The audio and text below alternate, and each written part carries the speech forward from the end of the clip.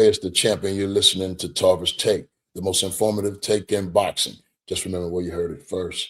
Hey, man, we had an unbelievable night, weekend of boxing coming to you from Las Vegas, and had a huge fight last night in Detroit where, Claressa Shields, the GOAT, put on another exciting performance, man. Papoose win records and Demetrius Salita really put on a heck of a show in Detroit, man. And Detroit slowly but surely coming to Mecca for women's boxing. It was another sellout crowd, and she had a familiar foe in there in front of her.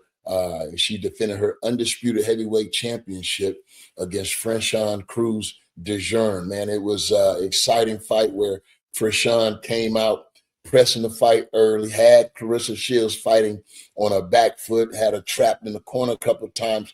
But, as expected, Claressa reversed it and put that pressure back on her. Really, letting her hands go at times where she really needed to really discourage a real motivated Franchon. Cruz came out determined to win after, losing to her in the amateurs. I think 4 times they fought, and they both debuted in their first professional fight as pros. So very familiar with each other, but they performed very, very well last night in a 10-round decision. I think a lot more cleaner shots could have been landed, but, Claressa Shields just stayed out top, stayed in front, just letting her energy really dictate the game. And Franchon never was really in the fight, you know what I'm saying? But we got to figure out who Claressa Shields is going to fight next, man. There's really not a whole lot of parity in that heavyweight division. I hear they're trying to talk about going down, fighting some more popular fighters, but we're going to have to find someone that can give her some competition, because right now I think, she's in a league of her own right now, just experience. You know what I'm saying? These girls just don't have enough experience to match with Claressa Shields' ability, her talent, as well as her energy in the ring. So they're going to have to find somebody that can compete. There was a young lady on the undercard, but she's faced Claressa Shields before. Right before this fight, Danielle Perkins won the light heavyweight title last night in good fashion by knocking out her opponent clean with a little check right hook.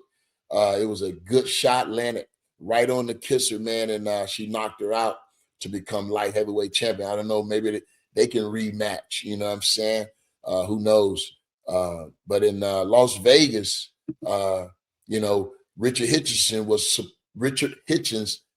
Hitchins was supposed to be on that card, man, and headline the card as he was going to defend his championship, IBF light welterweight championship against Oscar Duarte. And the day of the fight, I believe the day before the fight, he just came down ill, man, and hope he feels better, man. Hope he bounced back, and hopefully, they're going to reschedule this fight and make it happen for the title, man. I was looking forward to that, to see could Oscar Duarte press him.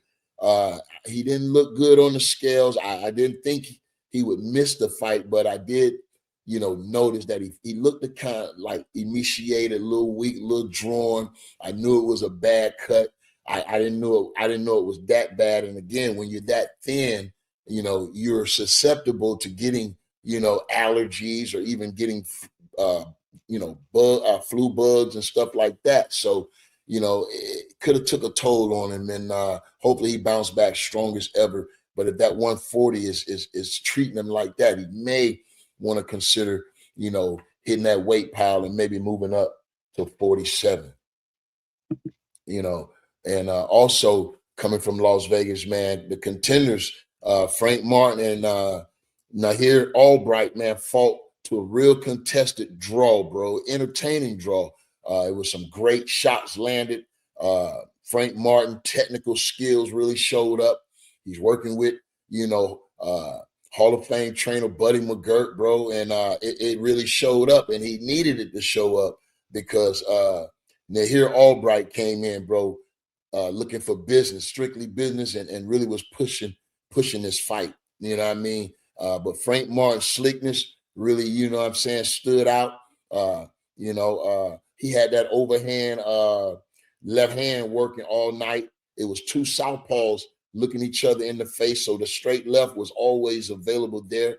Man, Nahir just landed some big shots late. They both had amazing rounds. I thought Frank Martin was going to go on and win the fight after real dominant ninth round where he landed a couple combinations, really bust Nahir up, man. Albright all around the eyes, had him swelled up. And man, I didn't know Nahir needed a big 10th round to save the day. And he got that, bro. He landed some, man, great counter shots.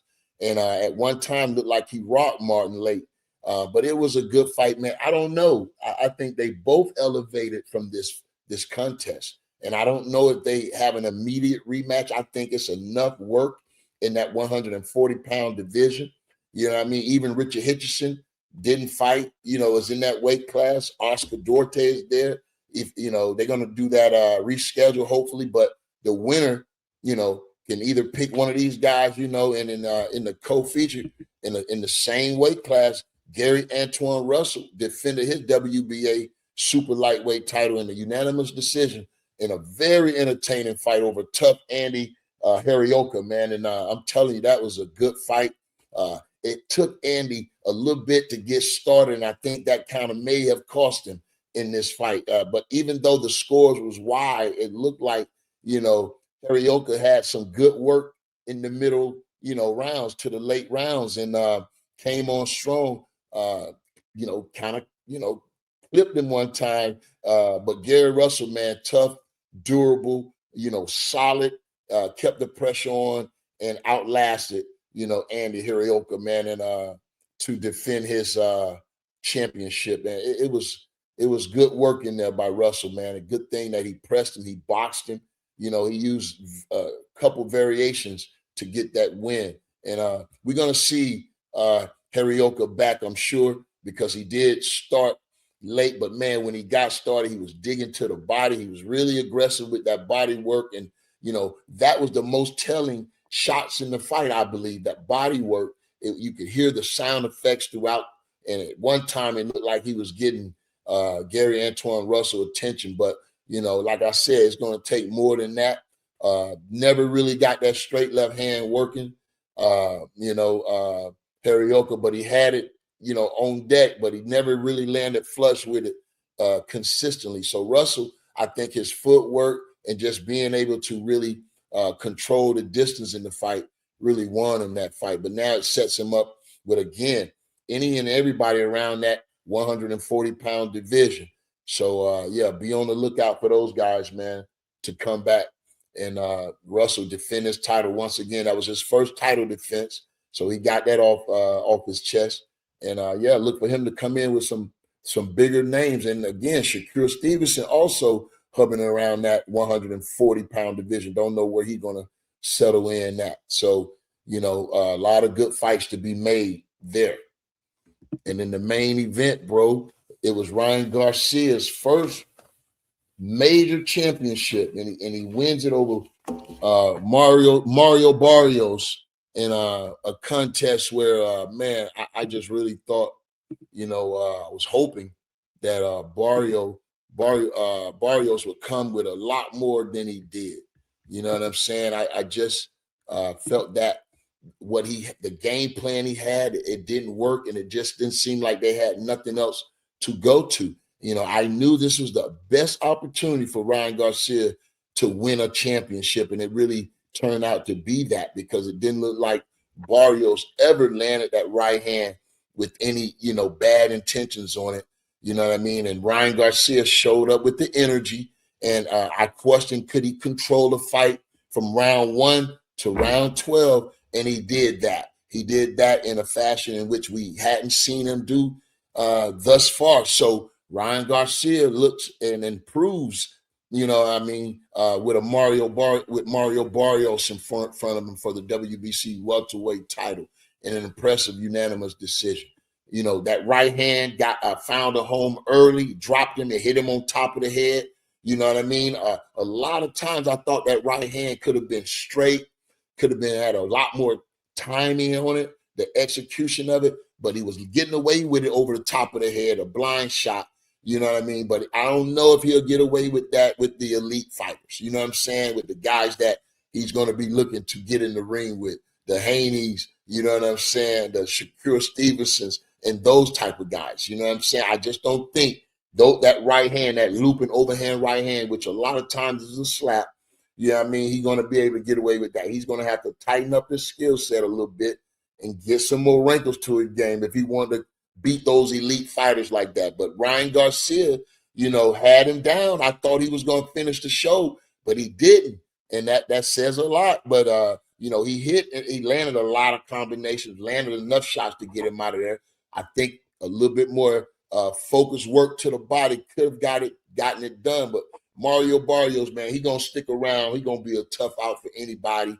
But again, you know, never have he shown any separations when he stepped up and moved up in class. And so I don't know where Barrios goes from here. I'm sure he'll probably get another crack at it. But Ryan Garcia, man, becomes world champion. And again, man, he came off a loss in this fight and still had enough,